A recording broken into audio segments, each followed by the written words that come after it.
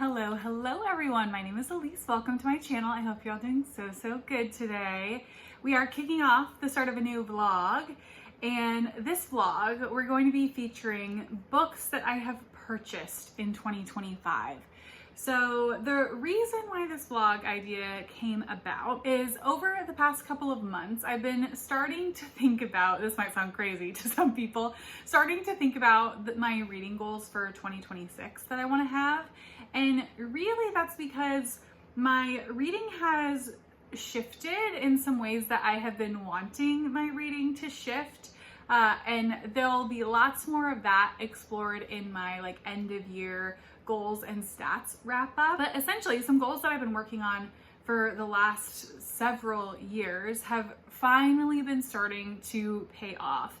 So I think I'm ready for some new goals and to try and shift my reading in some other ways. So one of the things that I'm thinking about is trying to make sure that I'm reading the books that I'm purchasing more quickly than I currently am. If you've been an OG on my channel, you know that I track my books in and out to try and make sure they're even, so my TBR isn't increasing in the volume of books that I need to read, because I don't want to be buying more than I can actually read. But this is kind of another adjacent area to it. And I will say I was inspired by Win over at Literary Diversions, I think is their channel. They have this kind of bingo board. I'll put it up over here. And one of the squares that they have on their bingo board is to read 60% of their new purchases in a given year. And this has been something I've been thinking about lately, because when I'm buying a book, I am buying it because it fits my taste at the time. And I do want to try and read the book before my tastes change and the book is no longer a good fit for me. So while 60% I think is a little ambitious for me, I've been mulling over the idea if I think I could do 50% of my purchases in a given year. This vlog is sort of an experiment. Basically, I've been trying to keep track over the last couple of months of how many of my purchases in 2025 I have read and how many I have not. So I'm gonna go over some of that information with you, and then we're gonna dive into taking the TBR for this video. So hopefully you're excited and along for the ride. Do a little screen share. So here is the start of the note that I've been keeping for myself. So I have it separated out by months. You can see at the top of the month, it shows how many books came into my collection. Now, I am not tracking these the same way that I track my books in and out. I am solely just taking the number of books that are coming into my collections, including gifted and however else they might come in. So I have the number of books next to the month. And then the ones that are in bold are ones that I have not yet read, and the ones that are not bolded and italicized I have gotten. So I'm just going to do a little scroll. You can see the months so far, get a little idea of what I might have left. April was a large month because I was independent bookstore day where I hauled most of these books, so that was a big one. And we have all the way through August. So at the bottom, I have a total. So 49 books in total have come into my collection so far this year. So that just gives you a little bit of a gauge of what we're working with. So far of the 49 books, I have read 18. So that is 36% of the books. I'm not at 50%. And this is partially, again, why I've been keeping track and why I want to do this vlog, because I don't like to set reading goals for myself that are not achievable. If I'm setting a reading goal, I really am trying to be super intentional and active about changing something in my reading life or my reading habits. Making sure the goals are actually achievable are a part of that for me. So 36%, we're not that far away from 50%, but I still need to really be focusing on this if I'm gonna see if I can do it. So we're gonna start this vlog, get myself started on some of the books that I've purchased this year, and just try and increase that number a little bit for myself. I don't know how long this vlog is gonna go. I'm just gonna keep filming it until I'm no longer interested in filming it. But I will say, in terms of the TBR for this video, I would like to pick a physical book, an ebook, and an audiobook.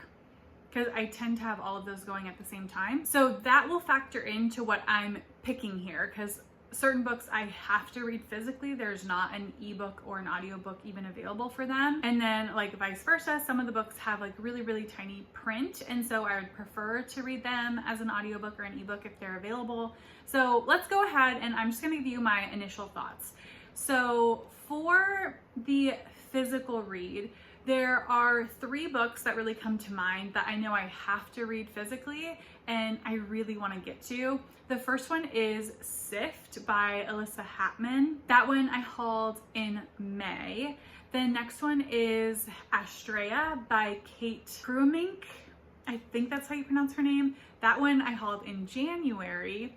And the third one that I'm really interested in is Mother Naked by Glenn James Brown, which I hauled in August. So those are the 3 I'm orbiting around for the physical book. For the audio book, I think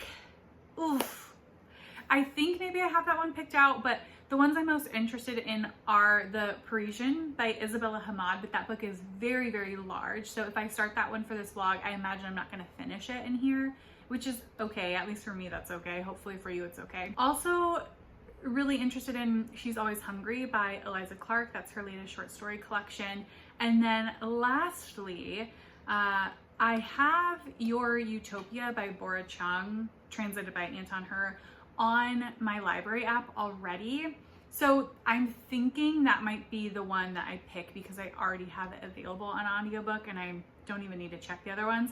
So I think that's what I'm gonna do. I'm gonna do that. For the audiobook, I'm gonna read Your Utopia by Bora Chung. And then for the ebook, that one is a little bit harder. I think what's maybe sticking out to me that I know I want to read now, some of these books I need to save for future projects, but we talked about one of the Eliza Clarks. I also hauled Boy Parts by Eliza Clark in April as well, and I would be interested in picking that one up as an ebook. I'm also interested in Rabbit Island by Elvira Navarro, translated by Christina McSweeney, that I picked up in July from my big 2 Lines Press haul that I did. So I'm just gonna make some snap decisions. So we know audiobook, I'm gonna do Your Utopia by Bora Chung.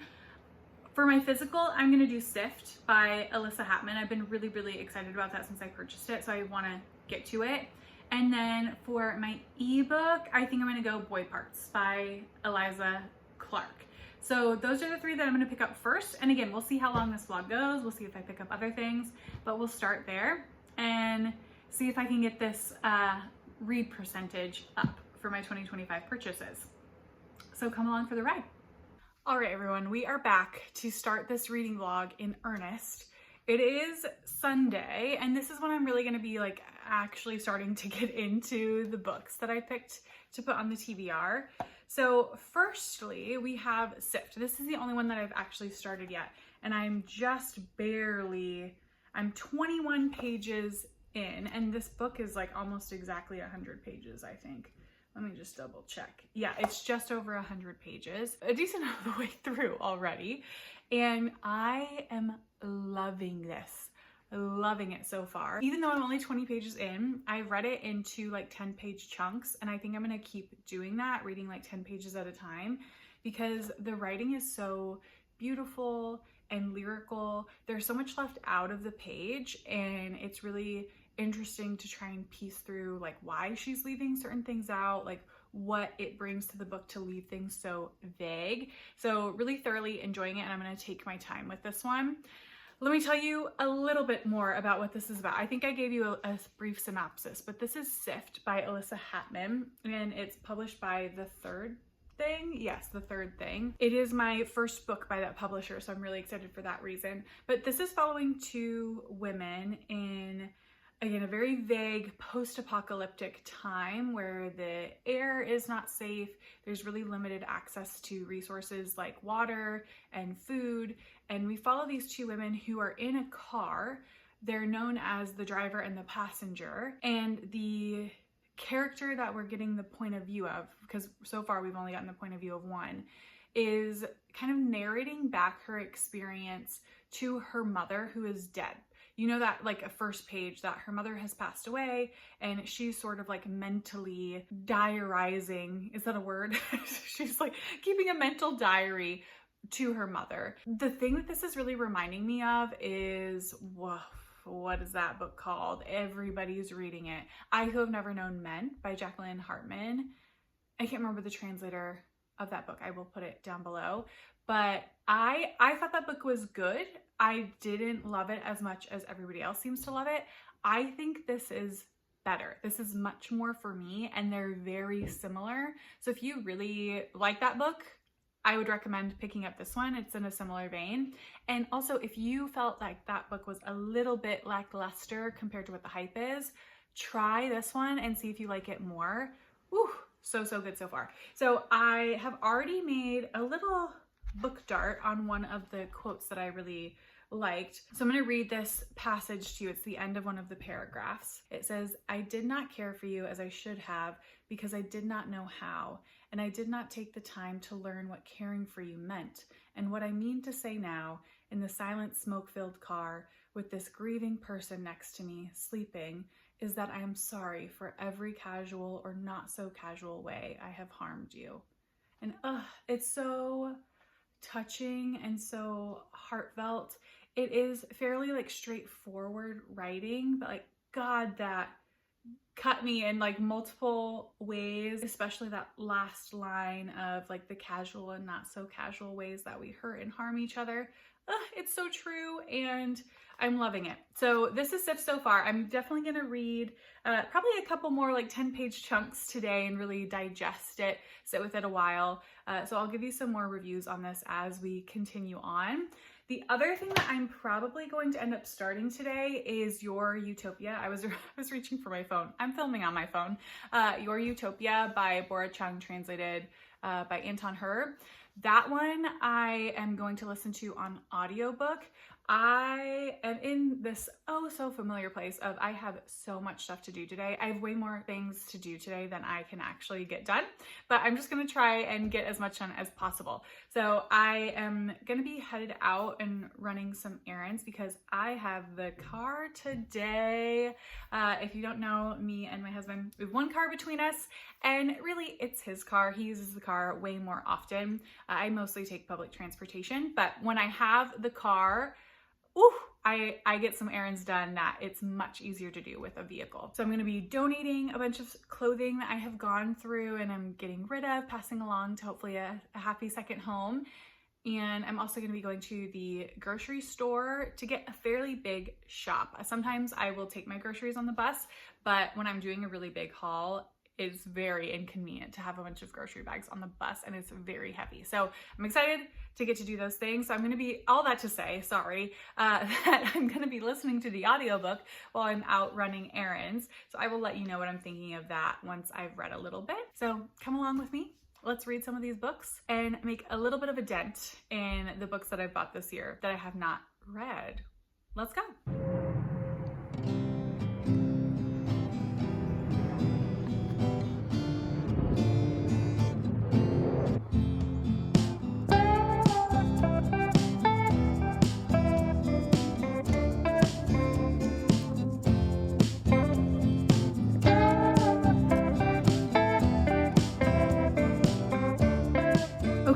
A really quick check-in.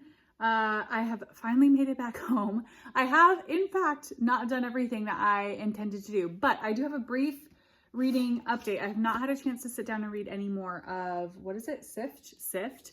But I have read, there's dog hair. There's dog hair on this.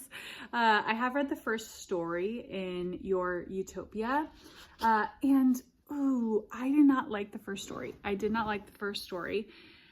The first story was fairly long. It was like 30 pages, and it was about office assistant that is having to coordinate a corporate event. And it's kind of about the level of like bureaucracy and banal opinions that higher ups can have when they're not the ones actually doing the work involved, and how they contradict each other and sort of like expect you to do whatever they say without question when they don't have maybe the fullest understanding of what it takes to complete the task in the first place, and like what's actually best for, in this case, the event that she's working on. So yeah, it had weird like little sidebar, like tangential plot things that were happening that honestly did not make sense to me. So that story was definitely a bust. It makes me a little bit nervous because I do feel like in a short story collection,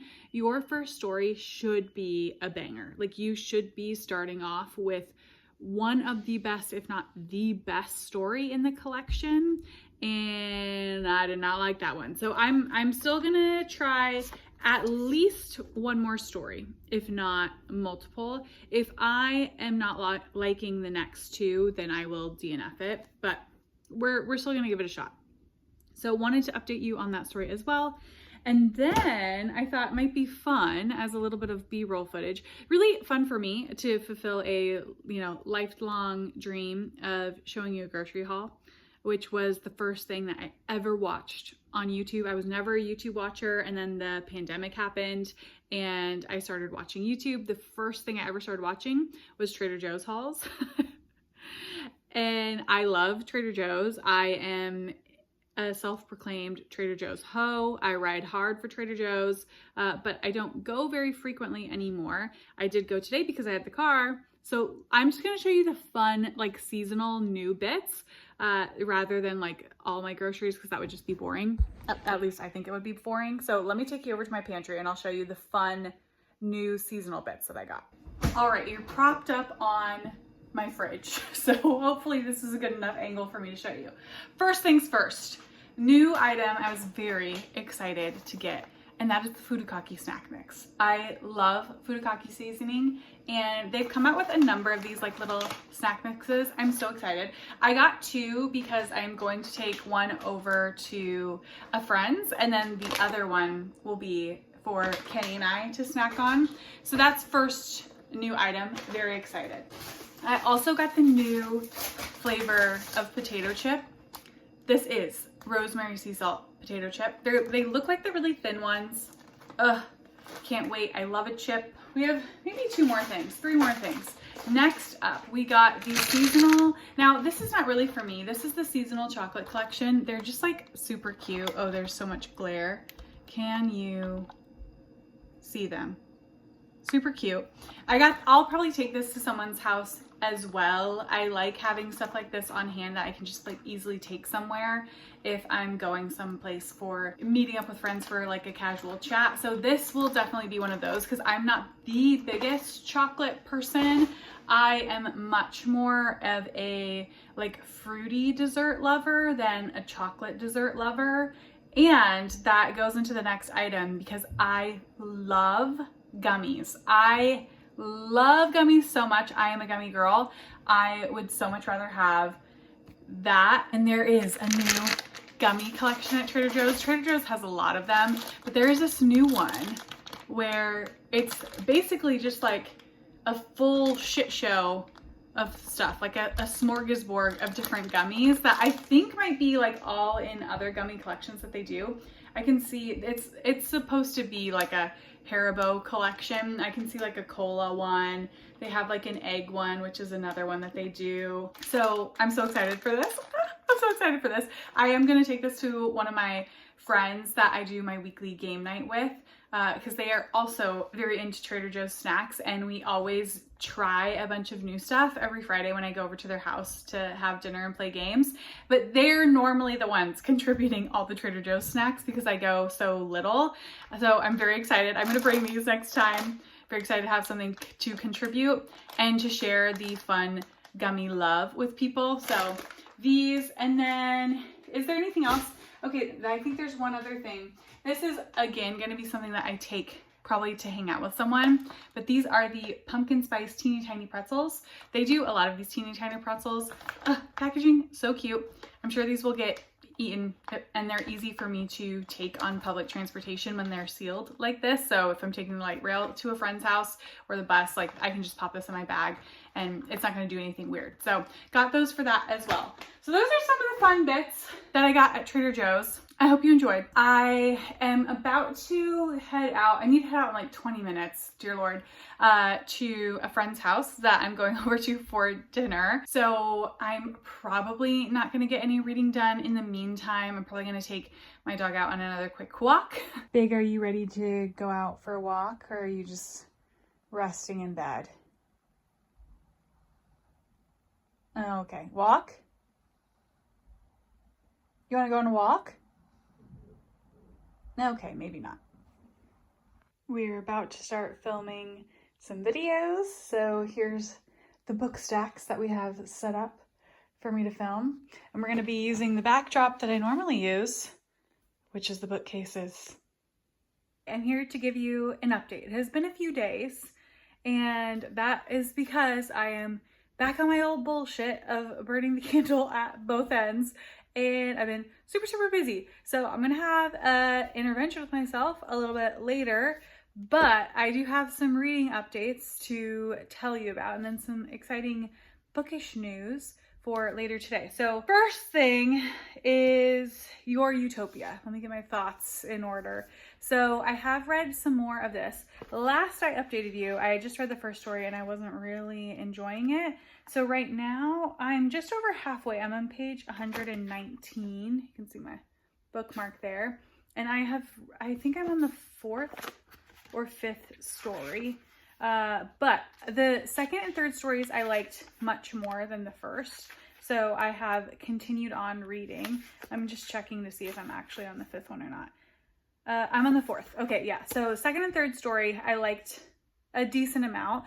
Not the best stories and not as good as Cursed Bunny, I will say. I keep having that thought of this is not as good as Cursed Bunny. That collection is so thematically cohesive and so refined, in my opinion. It's hard to live up to that. But this one, second and third stories were interesting. Second story was about cannibalism. And really, I think this whole collection is supposed to be showing like these surrealist, absurd, mostly involving alien stories, but reflecting a mirror on our humanity and some of like the horrors of humanity, and how like this could actually be us. It's maybe an exaggerated version, but it could actually be us. And the second story, I wasn't sure if it was trying to relate back to COVID, and the cannibalism was supposed to be like a stand-in for COVID, because it's talking a lot about infecting others and not knowing you're infected yourself, and what is your responsibility to know of your infected status and the origins of things. So lots going on there. It reminded me a lot of COVID. I'm enjoying those stories more, but yeah, still it's feeling like a middling collection for me, but I have a few more stories to go. The stories in this are also long. Each story is about 40 pages, which I would say is a little bit on the longer end for a short story. And I'm feeling that a bit, but I'm gonna keep continuing and I will let you know. Next up, we have Sift, and I'm just holding you. So if you're wobbling, I'm so sorry. I'm just holding you up with the sheer will of my hand and grip strength. So Sift, I have been taking it in little bite-sized chunks, like I said before. I'm currently on page 40, and I'm still loving this. I'm still loving this. Ooh, there have been, again, some really good, like philosophical quotes that are also really heartfelt and sentimental, but without being too saccharine, which is a balance that I really enjoy in a novel. If it can be heartfelt but not cheesy, I'll love it. I will eat that up all day. Still, it's like very vague dystopian. So not much more additional to report other than I'm just continuing to love it and continuing to take it very slowly. So that is Sift. And then in new news on the bookish front, I've also randomly started Juvenilia by Hera Lindsay Bird. This is published by Deep Vellum and is a poetry collection that I received because of my Deep Vellum subscription. This is the first thing that they sent me. And I've only read the first 2 poems, but I'm loving this.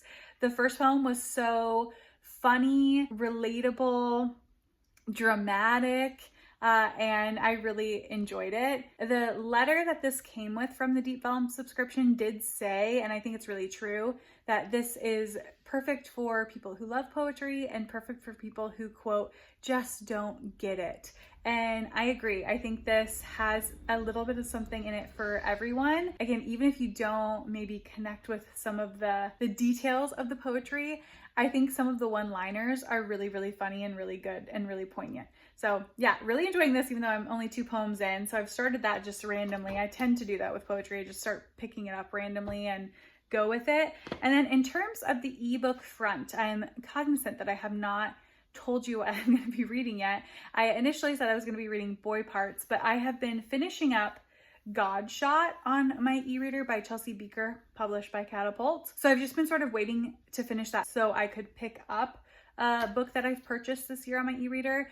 But God Shot, the content was so emotionally heavy and dark that I'm a little bit concerned now of picking up Boy Parts, because I think that one's pretty dark as well. So I'm gonna decide tonight what I'm actually gonna pick up, but part of me is questioning on whether I should pick up Rabbit Island by Elvira Navarro. So I will let you know what I actually end up doing. I'm waffling between those two. Tonight, in like 15 minutes, I'm about to head over to the Third Place Books in Ravenna to go to a translator talk. The translator of My Computers and several other things let me know in one of my videos that she was going to be at the Third Place Ravenna location, which is very close to me. So I'm just gonna pop on the bus and go over there. I'm so happy she told me that, because I'm really excited to hear her talk about the book. And she's talking about one other book that she's translated as well. I will put her name down below. Her name is Shelley, but I can't remember her last name. So thank you, shout out to Shelley. And maybe I'll take a little bit of footage of me at that event. And I'm hoping to pick up My Computers and fingers crossed get it signed by her. So that's where I'm headed off to next. I'll give you some more B-roll, and I don't know when I'm going to check in with you again, but I will check in with you again at some point. So I'll see you then.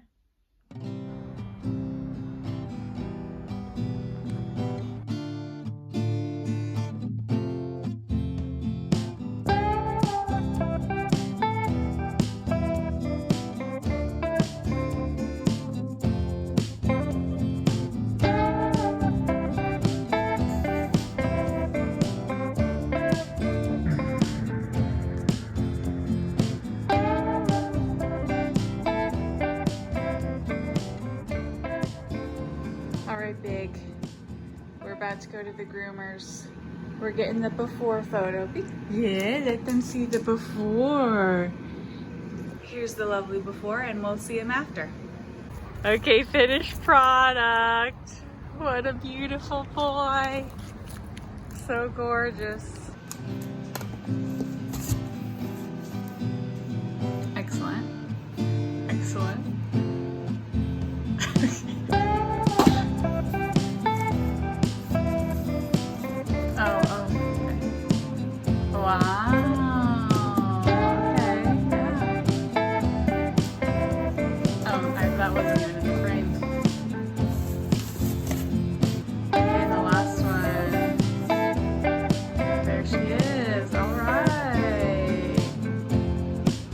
Mother-in-law.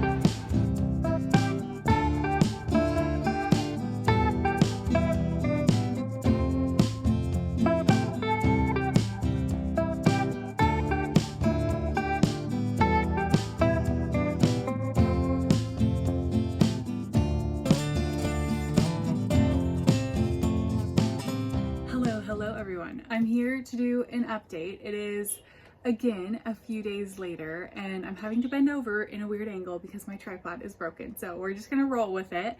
And I have a decent amount of updates for you. So the first one that I'm gonna give is I have in fact finished Your Utopia by Bora Chung, translated from the Korean by Anton, and I'm sad to say that this continued to be mid. In my last check-in, I had said like the second and third stories were much better than the first, and I agree, but the second story for me is really the only one that I thought was great. All of the rest of the stories were either mid or disappointing. So I don't think this holds up to Cursed Bunny. That collection is so good, and this one was definitely, I feel like, a bit of a flop. There is a pretty lengthy author's note at the end. It somewhat explains what she's trying to go for, which I did confirm that second story that's about cannibalism that I thought might have been a metaphor for COVID. It in fact is, I believe, based on what she's saying in the author's note. But some of the other stories, she was trying to tie in the protests that she was currently participating in Korea, mainly around like workers' rights and trying to be anti-discriminatory. I just don't feel like those fully got fleshed out in the stories. Like, it didn't connect to those things for me. I wasn't saying like, oh, this is a metaphor for workers' rights, or this is a metaphor for discrimination. Like, there were ones that had discrimination in it, but it just did not feel like it was making me think about the things that she wanted me to think about. So in that way, I think it was somewhat unsuccessful. I am still gonna keep reading from this author, again, because Cursed Bunny was so good, but I'm really excited for her new novel. But this one ultimately is probably gonna be leaving my collection. So that is your Utopia. And then I'll just look this up to say I've read more of Sift. I think I'm on page 73 now, so I just have a little bit left. I'm still savoring this slowly, still loving it, so I'm not going to say anything else because it is so short. I will give you an update on this one once I finish it. So that is Sift, but I have been reading it. And then Juvenilia, the poetry collection, I'm now on page 40 something, and I've read the first section. This is sectioned out into seasons, so I've read summer and I'm now at autumn. This one also, I'm sad to say, after those first couple of poems that I was loving, it went a little bit downhill. I'm still enjoying the collection as a whole, but some of them are teetering where like the humor is not working for me, because the collection is pretty funny. So some moments it hits and I really enjoy it, and then other moments it does not. So we'll see how I feel by the end, but still enjoying it enough to keep going. And then I shared last time that I wasn't sure what ebook I was gonna pick up because I had just finished Godshot by Chelsea Beaker and it was really heavy and hard hitting.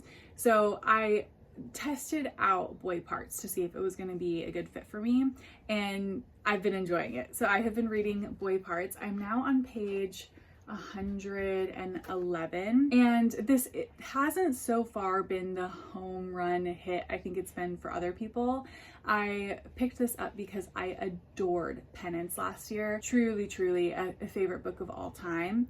And I did think that of the 3 books she has out, this one might be the one that didn't work as well for me based on the premise. So we're following a woman, what is her name? Irina is an artist, a photographer, and she does fetish photography in which she is humiliating young men / sometimes boys. She's like very dominating with them. She likes to pick out people who are more androgynous looking, like have something unique about them. And near the beginning of the novel, she gets an invitation to be a part of a fetish art showcase that in her mind is a really big deal, and they're asking her to go back through all of her previous work and submit some things that show a timeline of her work as a whole for a book that they're going to produce of all the artists at the exhibit. So we get her kind of reliving all of her creative journey that's led her up until this point.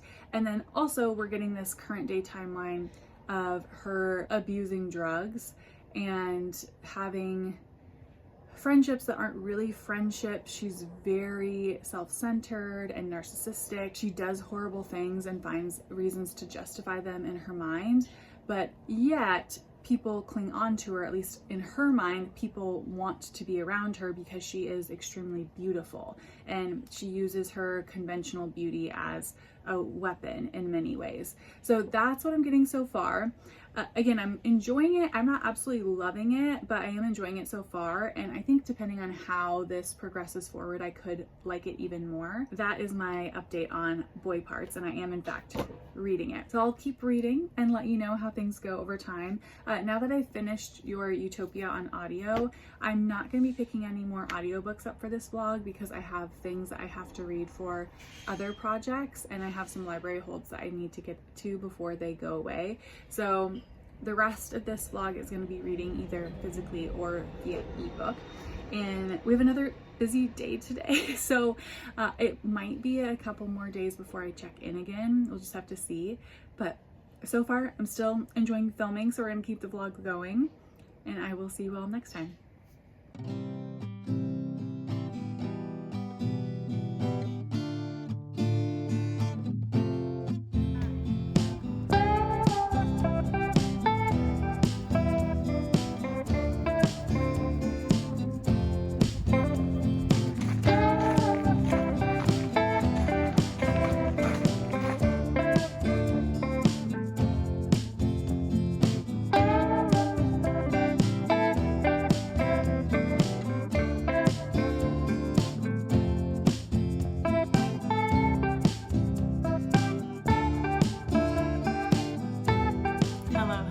We are back, and I think this is going to be my last update, and I think you're going to find out quickly why that might be.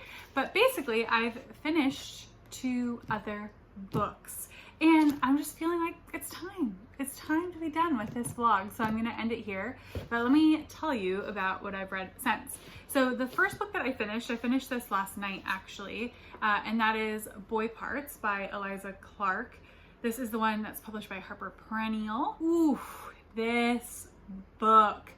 So I don't even remember what I said last I checked in, but we are, oh yeah, I remember. I was talking about like, there's sort of this past timeline to show us how the character maybe like came to be who she was through her artistic journey, and we're going through her art portfolio for a show that she has coming up. And then there's the current day timeline of a lot of substance use, a lot of narcissistic tendencies, and overall abuse to these men slash boy. And that happens early on, where like very early on in the book you realize that one of the people that she's taken photos of and has like demeaned and humiliated was 16.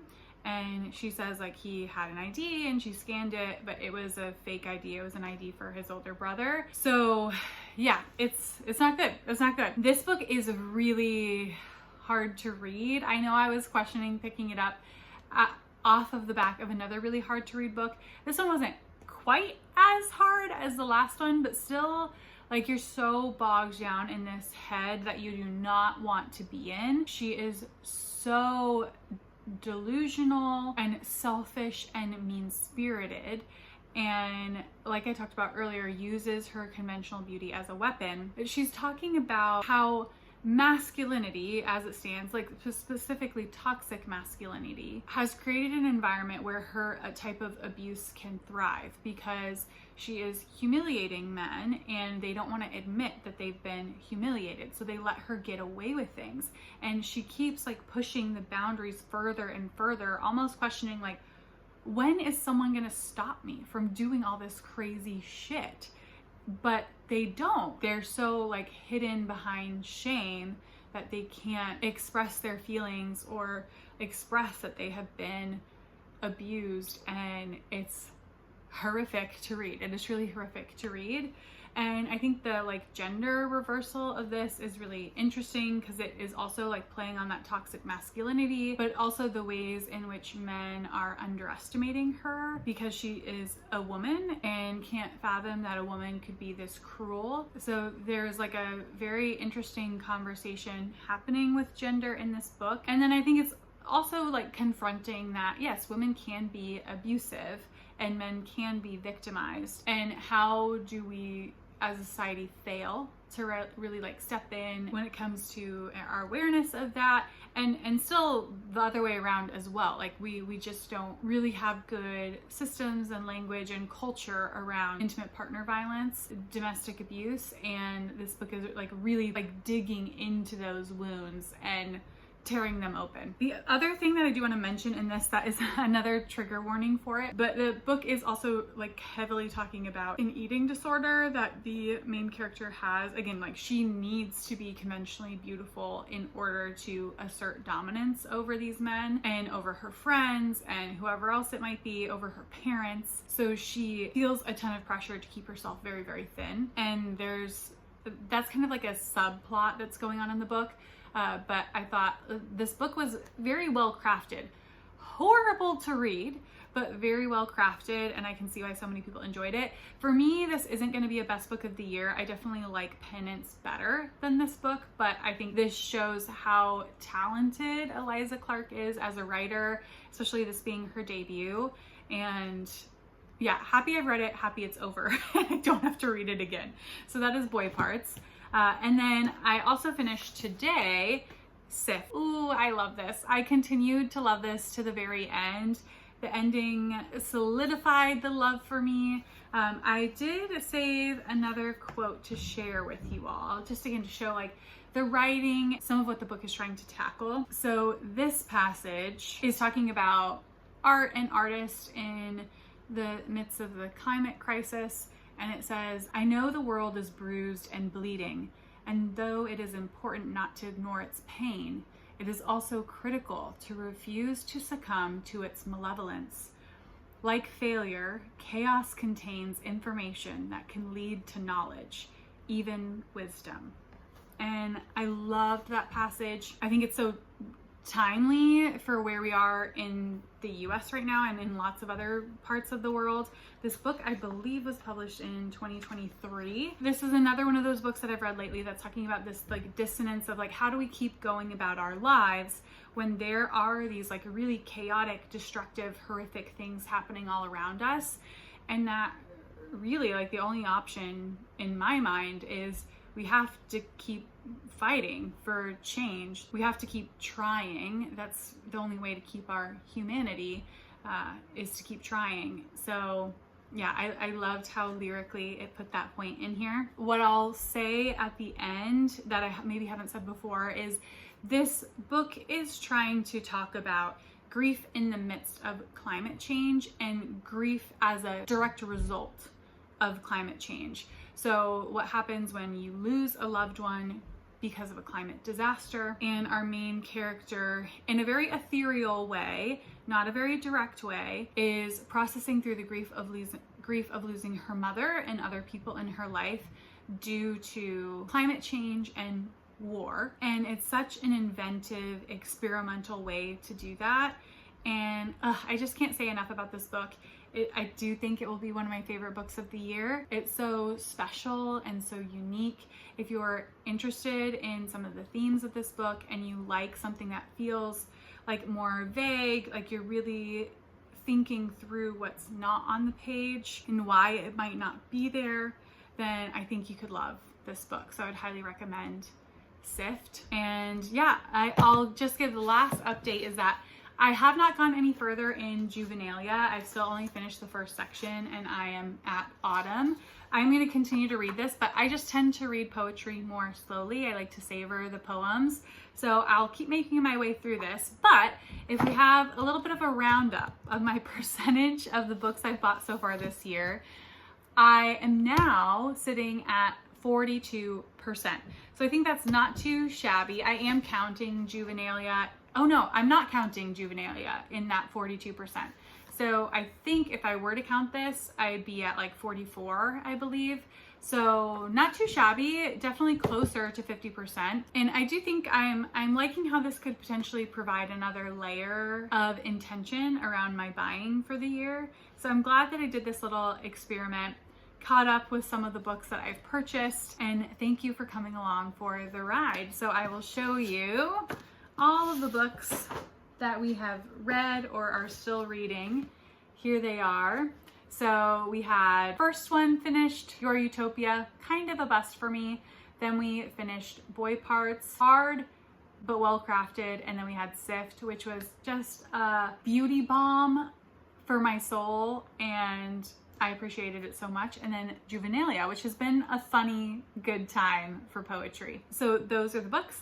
Please let me know if you have read any of these or if you're interested in reading any of them, and I will see you all in the next video.